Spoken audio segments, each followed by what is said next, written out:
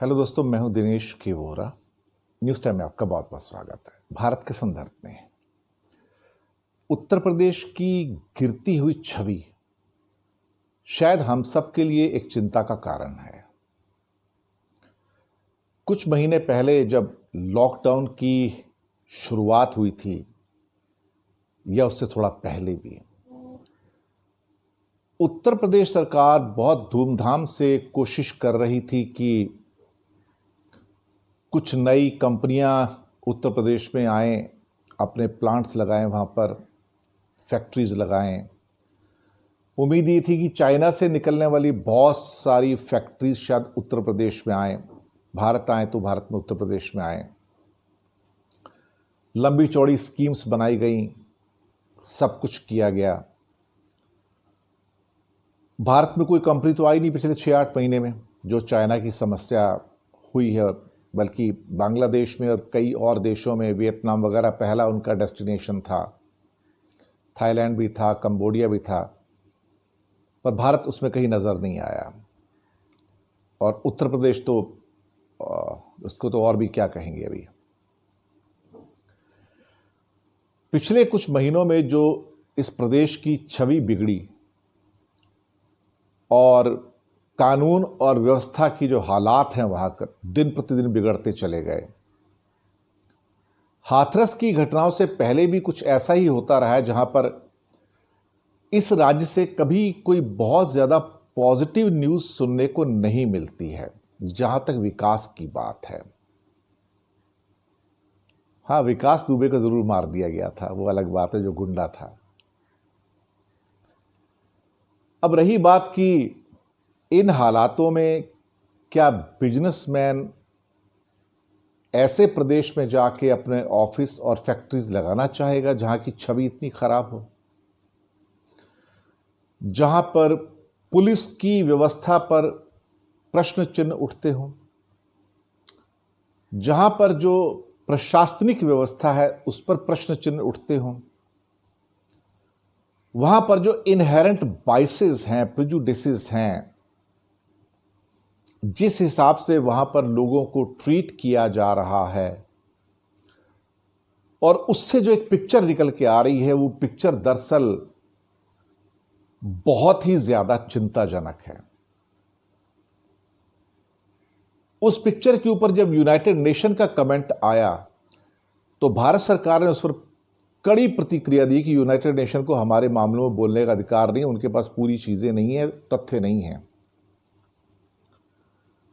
शायद कहीं ना कहीं भारत सरकार उत्तर प्रदेश की सरकार को बचाने की कोशिश कर रही है, लेकिन उस बचाने की कोशिश में उत्तर प्रदेश की छवि के साथ भारत की छवि को भी काफी बड़ा धक्का लगा है।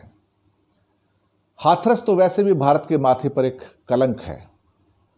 जैसे पहले निर्भया एक कलंक था, हाथरस एक ऐसा कलंक है जो शायद आने वाले बहुत सालों तक माथे पर रहेगा, वो जाएगा नहीं। क्योंकि ये प्रश्न है भारत के संस्कारों पर, ये प्रश्न है भारत की सोच पर, ये प्रश्न है भारत की प्रशासनिक और पुलिस व्यवस्था पर, ये प्रश्न है जिस ढंग से वहां पर खास तौर से जो स्टेट्स के जो हेड हैं वो कैसे लोगों के साथ व्यवहार करते हैं। ये प्रश्न यहां से भी उठता है कि जब रात को आप 3 बजे एक लड़की का क्रिमेशन करते हैं, दाह संस्कार करते हैं, उससे कोई भारत की छवि और उत्तर प्रदेश की छवि कोई उजली नहीं हुई है और खराब हुई है। नाम भी बदनाम हुआ है और उसके ऊपर भारत सरकार का यूनाइटेड नेशन को कड़े शब्दों में जवाब देना, बल्कि कहा जाए धमकी भरे शब्दों में, शायद वो इतने बड़े राष्ट्र के लिए उचित नहीं है, वो अनुचित है। ये कुछ ना कुछ ऐसा है जैसे चोरी और सीना जोरी। इन हालातों में मेरी बातचीत कुछ लोगों से हुई जो कि बिजनेस में इन्वॉल्व हैं, वेस्टर्न इंडिया से, जहां गुजरात है, मुंबई है, और उनसे बात करके जो मुझे फीडबैक मिली, मेरा प्रश्न ये था कि क्या आप उत्तर प्रदेश में कुछ इन्वेस्ट करने की सोच रहे हैं। करीब करीब 10% लोग ऐसे थे जो कह रहे थे शायद उत्तर प्रदेश एक डेस्टिनेशन हो सकता है। लेकिन आजकल के जो हालात चल रहे हैं उनको देखते हुए उन्होंने कहा कि कभी भी नहीं, हम इसकी बजाय महाराष्ट्र, गुजरात, कर्नाटका, तमिलनाडु जाना ज़्यादा पसंद करेंगे या आंध्रा, तेलंगाना जाना ज़्यादा पसंद करेंगे, ना कि उत्तर प्रदेश। एक तरीके से कहा जाए तो उत्तर प्रदेश फिर से वो जो एक कंसिडरेशन जोन होता है, ये वहां से फिर से बाहर निकल गया।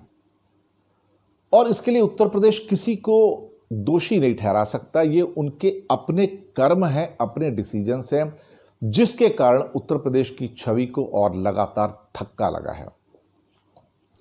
दरअसल ये घटनाएं कुछ ऐसी घटी हैं जहां उत्तर प्रदेश की छवि के साथ साथ देश की छवि भी खराब हुई है। जब आप सोचते हैं कि टाइम्स स्क्वायर के अंदर लोग हाथरस इंसिडेंट के ऊपर आकर प्रदर्शन कर रहे हैं, जब उत्तर प्रदेश में शाम को लोग कैंडल लाइट जलाते हैं और प्रदर्शन करते हैं, उनके ऊपर मुकदमा दायर कर दिया जाता है।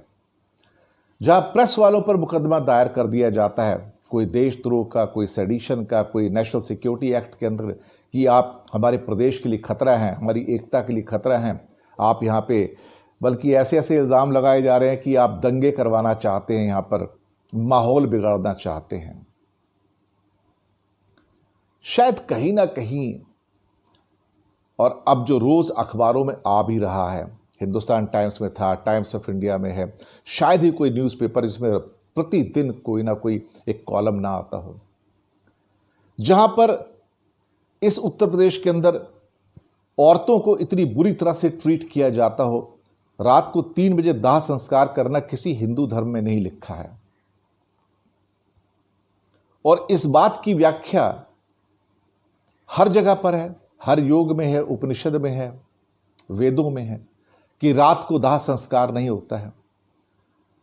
और सरकार के द्वारा कोर्ट में जाकर कहना कि हालात ऐसे थे, हमें रात को करना पड़ा, ये बात गले से उतरती नहीं है। ये बात गले से उतरती नहीं है। ये कोई क्रिमिनल नहीं था जिसको आप रात को दाह संस्कार कर सकें। ये एक इज्जतदार लेडी थी भारत की, एक लड़की थी जिसके साथ बलात्कार हुआ, जिसके साथ अन्याय हुआ, जिसकी हत्या की गई है। कहीं से भी देखा जाए तो उत्तर प्रदेश की सरकार की छवि हर जगह से देखा जाए तो काली ही हुई है। ना तो इस हालात में कोई इन्वेस्ट करना चाहेगा, ना इन हालातों में उत्तर प्रदेश की छवि में कोई सुधार आएगा। और कहीं ना कहीं ऐसा लगता है कि भारत के जो हुक्मरान हैं, शायद वो इस बात को पहचान नहीं पाते हैं कि ये लोकतंत्र है।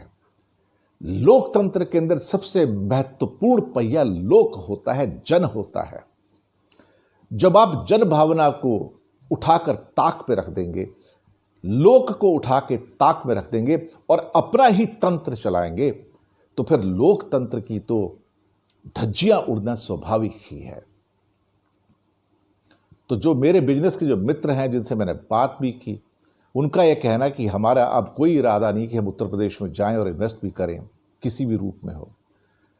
ये दरअसल सब चीज़ें वहीं से निकल कर आ रही हैं जहां से इसकी छवि बन रही है। छवि बनने में सालों लग जाते हैं, खराब होने में कुछ ही पल लगते हैं।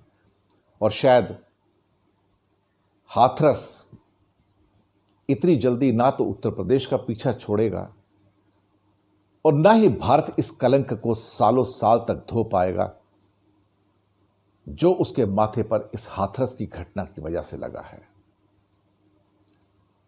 यही सच है आज के भारत का, यही सच है। शुक्रिया आपका हमारे साथ बने रहने के लिए। धन्यवाद।